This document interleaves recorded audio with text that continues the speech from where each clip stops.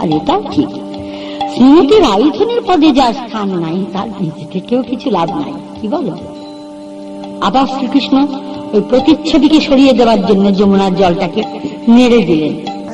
সেই নাড়া অবস্থায় প্রতিচ্ছবি আবার ফিরে এসে বলছে, তুমি কি বোকা মাধব, তুমি নারীর ওপর মান করে প্রাণ বিসর্জন দিতে এসেছ, তবে রাধারানীর পদে যার স্থান নাই না বাঁচাই ভালো। আবার বলছে, আবার অট্টহাসি হেসে বলছে, হে কৃষ্ণ, তুমি যদি এখন রাধারানীর ওপর মান করে রাগ করে প্রাণ বিসর্জন দাও, পুরুষ জাতির কলঙ্ক হবে যে।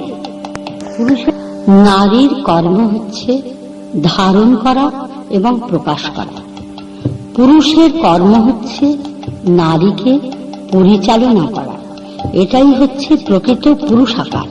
উভয় ক্ষেত্রেই যদি পরিচালনা পুরুষ না করতে পারে, নারী যদি ধারণ করতে প্রকাশ করতে না পারে, উভয় ক্ষেত্রে এটা হীনতার পরিচয়।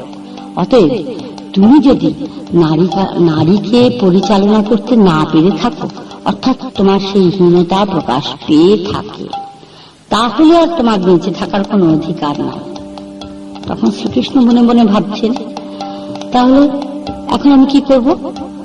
ভেবেই হঠাৎ ভাবলেন যে না, আত্মহত্যা করব না, বরং এই যমুনার কূলে উঠে এসে আড়ালে একটা তমাল গাছের তলায় চুপ করে বসে গেলেন। ওদিকে বৃন্দা চারিদিকে খুঁজে খুঁজে খুঁজে খুঁজে কোথাও যখন কৃষ্ণকে পাচ্ছেন না, তখন ভাবছে, একবার দেখা দাও,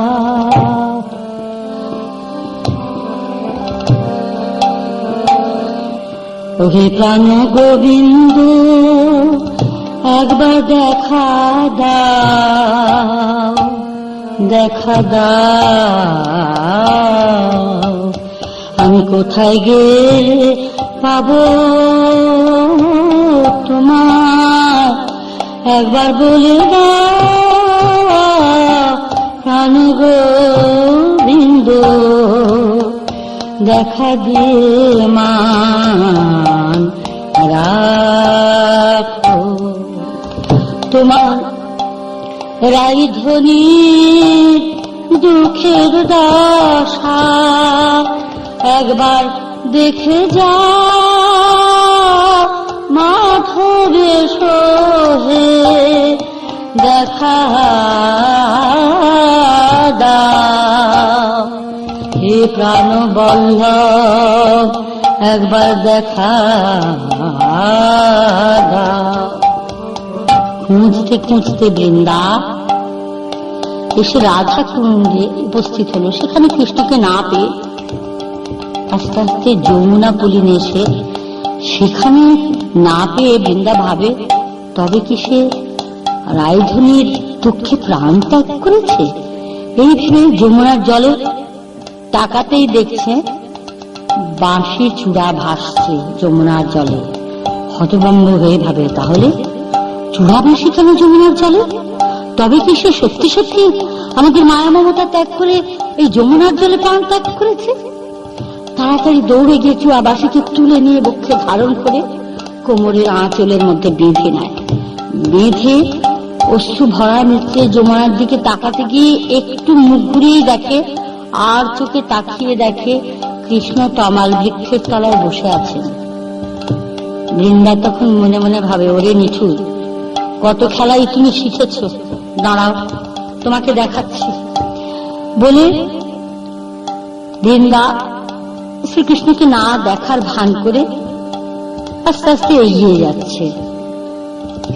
এগিয়ে যখন যাচ্ছে, প্রথম শ্রীকৃষ্ণ বৃন্দাকে দেখি ভেবেছে ওই জামাই খুঁজতে এসেছে, বোধ হয় ওই জামাই খুঁজতে এসেছে।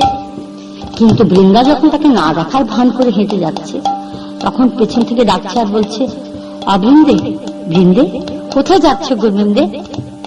বৃন্দা বলছে, কি হলো, তুমি বিরক্ত করছো কেন? নাম ধরে ডাকছো কেন আমাকে? আমি কোথায় যাচ্ছি তাহলে তোমার কি হবে? বলতে তখন শ্রীকৃষ্ণ বলছেন, রাগ করছো কেন বৃন্দে? রাধারানী কি আমার কথা কিছু বলেছেন? বৃন্দা বলছে, হ্যাঁ হ্যাঁ বলে দিয়েছ তো, তার সঙ্গে দেখা হলে বলে দিস সখী, সে যেন আমার কথা ভুলে যায়, আর যেন কোনো দিন আমার কাছে না আসে। রাধারানী এই কথা বলেছেন। শুনে শ্রীকৃষ্ণের মানসিক অবস্থা আরো খারাপ। বলছেন, তাই নাকি? তবে তুমি এখানে এসেছো কেন বৃন্দা?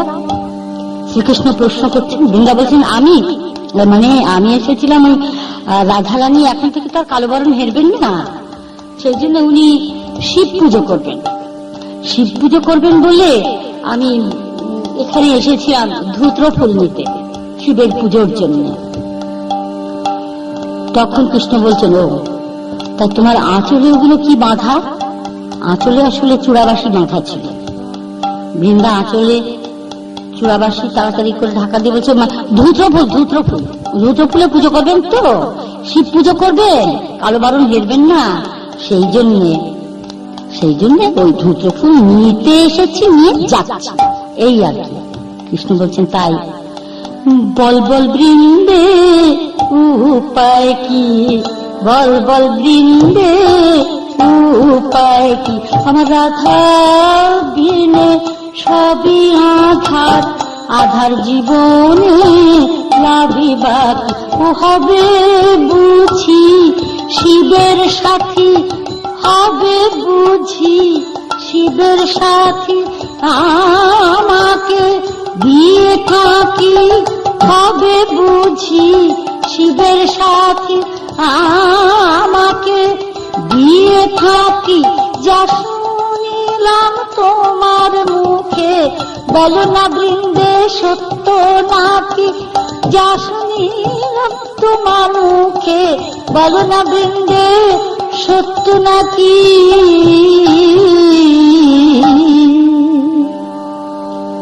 বৃন্দা তখন মনে মনে ভাবে, স্ত্রী জগতে একমাত্র তুমি সত্য, সবই তো মিথ্যা। মাধব, তুমি আমাকে সত্য কিনা প্রশ্ন করছো? মনে মনে ভাবে, মুখে বলছি কেন? সত্য ছাড়া মিথ্যা বলি না আমি, সত্য ছাড়া মিথ্যা বলি না আমি, ভালো জানো সবই তুমি, তুমি না হও অন্তর্যামী।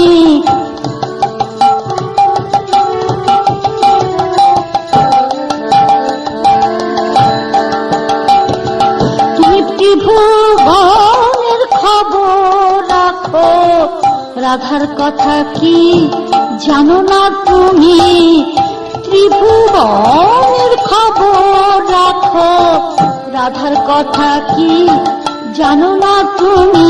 ওগো বলো, বলাও সকলে তুমি, জীবের জীবন তুমি, বলো বলাও সকলে তুমি, জীবের জীবন তুমি, বলো বলাও সকলে তুমি।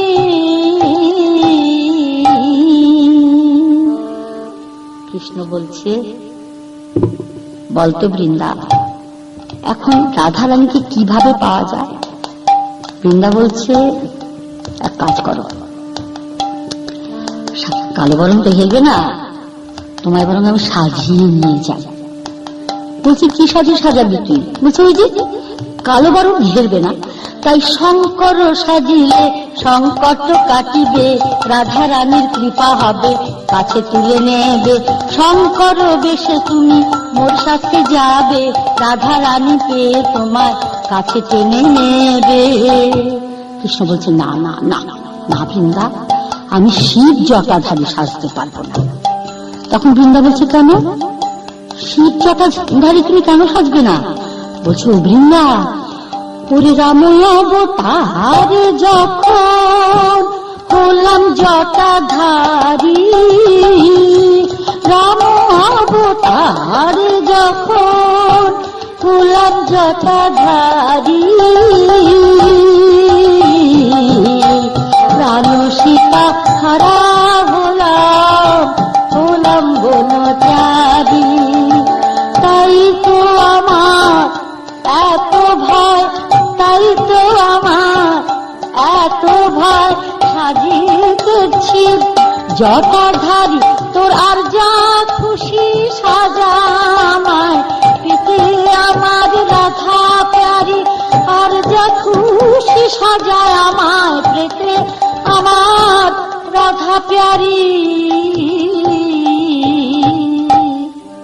রাম অবতারে আমি যখন জটাধারী হয়েছিলাম, আমি সীতা হারিয়েছিলাম, তুমি আমাকে শিব জটাধারী সাজিও না। বৃন্দা বলতে ভালো কথা, তাহলে কি করা যায় বলো তো? আচ্ছা, এক কাজ করলে হয় না? কি কাজ? না পিতা নিসাজ তবে রাধার পায়ে আলতা দেবে, নারী হয়ে মোর সঙ্গে যাবে, রাধা রামের পরশ পাবে, দোহে দোহায় বুঝে নেবে, দোহে দোহায় বুঝে নেবে, আপোষে বিবাদ মিটে যাবে, দোহে দোহায় মিটে নেবে, দোহে দোহায় বুঝে নেবে, আপোষে বিবাদ মিটে যাবে, পরশে যে রং ধরিবে তাকে মধুর মিলন হবে, পরশে যে রং ধরিবে তাকে মধুর মিলন হবে, পরশে যে রং ধরিবে। কৃষ্ণ বলছেন সেই ভালো, তুই বরং ওই রাধারানী চরণ সেবাটা তো করার সুযোগ পাবো, তুই আমার নাপটা নিয়ে সাজিয়ে দে। তখন বৃন্দা ভালো করে শ্রীকৃষ্ণকে নাপটানির মতো সাজিয়ে মাথায় ঘোমটা বড় করে টেনে দিয়ে রাধারানী কুঞ্জে নিয়ে গেছে। গিয়ে বলছে, সখী, এই যে তুই বলছিলি না যে তোর একজন দেখাশোনা করার লোকের দরকার, তাই এই চেয়ে দেখ তোর জন্য কাকে নিয়ে এসেছি, তোর পায়ে আলতা পরিয়ে দেবে। বড় ভালো রে, যেমন ব্যবহার তেমনি আলতা পরাতে পারে। এবার নে, তুই তাড়াতাড়ি আলতাটা পরে নে, তোর প্রাণ বল্লভ আবার আসবে তো, তুই বললি খুঁজতে যেতে, আমি খুঁজে এলাম তাকে। আলতা টালতা পরে সেজে গুজে নে। এ কথা শুনে রাইধুনি পা বাড়িয়ে দিলেন। শ্রীকৃষ্ণ বসে পড়ে রাইধুনির যুগল চরণ কোলে তুলে নিয়েছেন। কোলে তুলে নিয়ে মনে মনে ভাবছেন,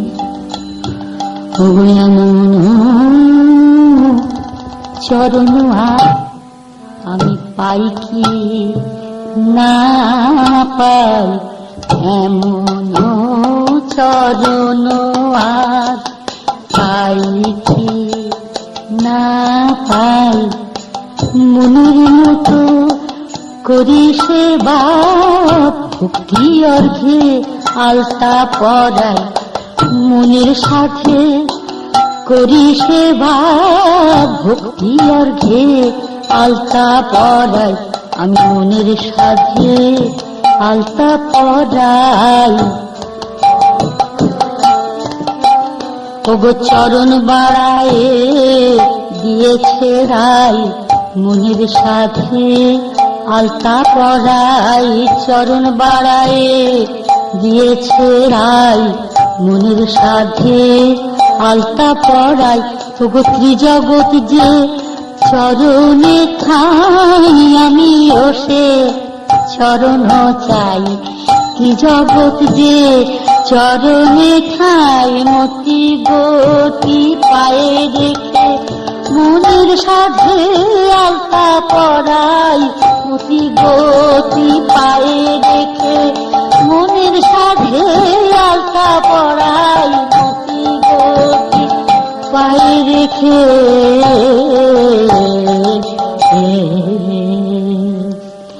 নাপিতানির পরশ আর রাইধুনির বড় ভালো লাগছিল।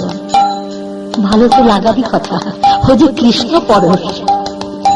নাপিতানির পরশ ভালো লাগাতে নাপিতানিকে রাইধুনি প্রশ্ন করছেন, হ্যাঁ গো নাপিতানি, তোমার কি কেউ নেই?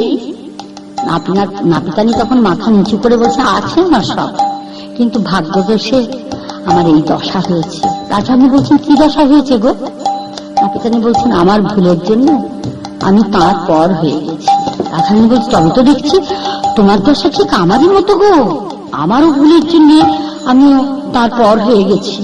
তা আমার ভুলের জন্য আমি যেমন তিনি হারা হয়েছি, তুমিও তো তোমার ভুলের জন্য তার পর হয়ে গেছো। এসো না গো, তুমি আর আমি মিতালি করি, এসো সই পাতাল। নাপিতানি বলছেন তাহলে তাই হোক, সই পাঠাবে।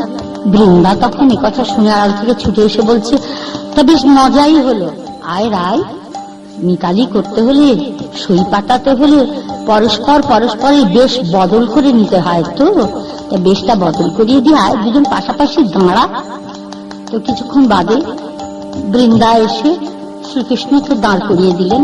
দাঁড় করিয়ে দিয়ে সঙ্গে সঙ্গে তার পাশে রাধারানীকে দাঁড় করিয়ে দিয়ে সব সখীদের ডেকে নিয়ে এসেছেন। নিয়ে এসে বৃন্দা রায়ধনীকে প্রশ্ন করছেন, হ্যাঁ রে, তোর সই ঠিক সই তো, মানে সোজা তো, বাঁকা নয় তো? রাধারানী বলছেন, কি বলছিস তুই? বলে, বলছি যে তোর সই ঠিক সই তো, মানে সোজা তো, বাঁকা নয় তো।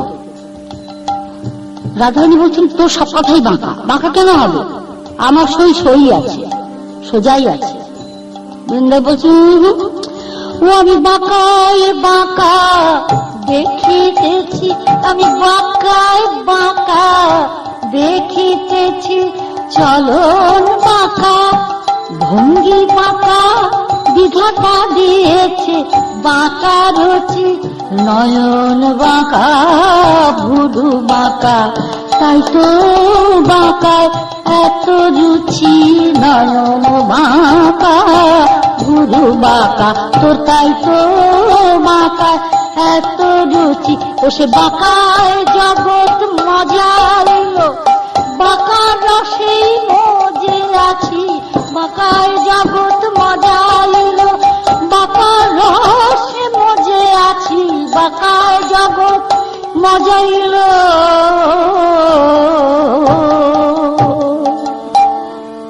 বলেই রায়ধনীকে দাঁড় করিয়ে দিয়ে শ্রীকৃষ্ণের বেশ বদল করার ছুতোতে রায়ধনী শ্রীকৃষ্ণের মাথার ওড়না খুলে দিল।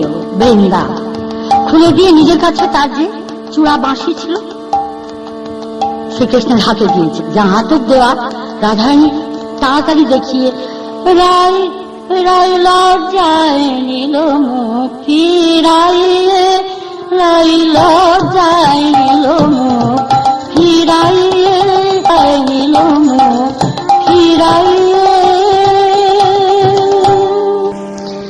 এদিকে বৃন্দার কাছে বাঁশি চূড়া ছিল, সেই চূড়া বাঁশি কৃষ্ণের মাথায় পরিয়ে দিয়ে বাঁশি হাতে ধরিয়ে দিলেন। শ্রীকৃষ্ণকে যুগল করিয়ে দিয়ে প্রেমানন্দে সবাই মিলে জয়ধ্বনি দিতে লাগলো। শ্রীকৃষ্ণ তখন ত্রিভঙ্গ মোড়ারে থামে, দাঁড়ায় হেলে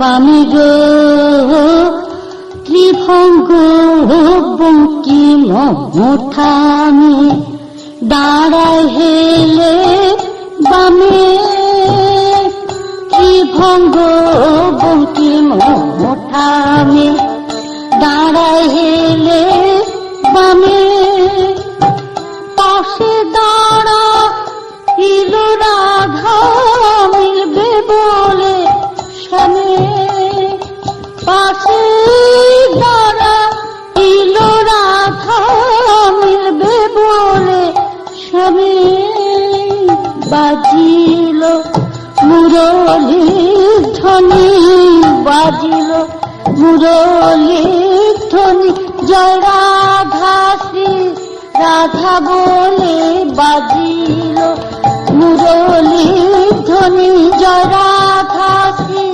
রাধা বলে সবাই মিলে জয় দাও, জয় রাধা শ্যামে, সবাই মিলে জয় দাও, জয় রাধা শ্যামে, হরি বল, হরি বল, হরি বল, হরি বল, হরি বল, হরি বল, হরি বল, হরি বল, হরি বল, হরি বল, হরি বল।